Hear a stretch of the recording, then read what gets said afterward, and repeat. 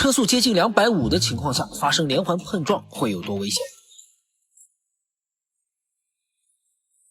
2022年英国大奖赛灯灭起跑，周冠宇正常起步保持第9不变，拉塞尔严重打滑加速迟缓，与第10的拉迪菲互换了位置。几人行至150米刹车排除，小红牛车手加斯利强势前冲，拉塞尔被迫变线防守，但不慎与后车擦碰，失控后撞向索博 C42 赛车的右后侧。说时迟那时快，拉塞尔的左前轮与周冠宇的右后轮在高速情况下激烈碰撞，产生的抬升力矩竟直接将索博掀飞腾空，并出现180度翻转。周冠宇头下脚上连人带车被倒扣着飞行了大概20米，然后重重的砸向地面。而更恐怖的是，赛车落地后并没有停下来的意思，反而是带着惯性一路向前猛冲。此时制动系统已完全失效，赛车在滑行了92米后，车速只从193降到了114，减速机制竟只有可怜的 1.04， 即使进入缓冲区 ，C42 速度依旧还有90。不过沙石地的特性让正在飞行的赛车终于是翻转了过来，但就在车身即将回正的瞬间，赛车右前轮刚好又磕在了外侧的轮胎墙上，让索博赛车平白增加了翻转力矩。最终赛车越过轮胎墙后，又在空中转了360度，重重的砸向了后方的金属护栏，卡在了轮胎墙与护栏铁丝网之间的夹缝空隙里。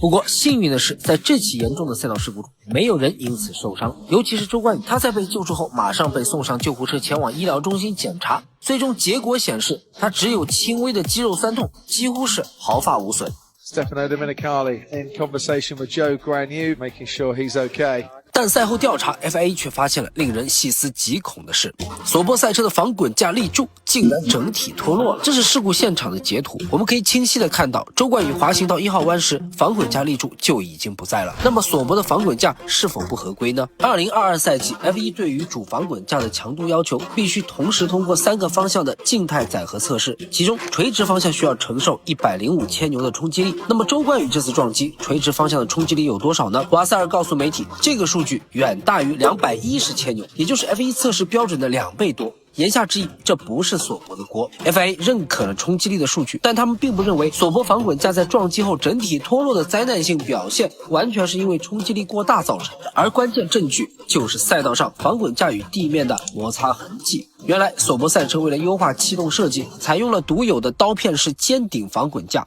而正是这一设计导致翻转后顶端扎入赛道沥青，产生了超大的多项复合剪切力，这才导致主防滚架从根部被直接拔起。幸亏车上还有Halo装置，接过了本应是防滚架的保护任务，在整个滑行过程中将车手与地面完全隔绝了开来。但这也引出了第二个问题：如果是Halo直面210千牛的致命一击，结果会如何呢？2018年 Halo 被 FIA 强制引入 F1， 刚问世时遭到了一众顶尖车手的吐槽。汉密尔顿说他是 F1 最丑的设计，阿隆索抱怨他影响视线，格罗斯让更是直言 Halo 让他感到反胃不适。但还没等质疑声消散， Halo 系统就用一场场实战证明了自己的价值。2018年的比利时，20年的巴林，21年的蒙扎，人们一次又一次真切感受到了它的存在意义。但即使如此 ，Halo 的垂直载荷也就是116千牛，让它直面远大于210千牛的动态冲击，结果恐怕不容乐观。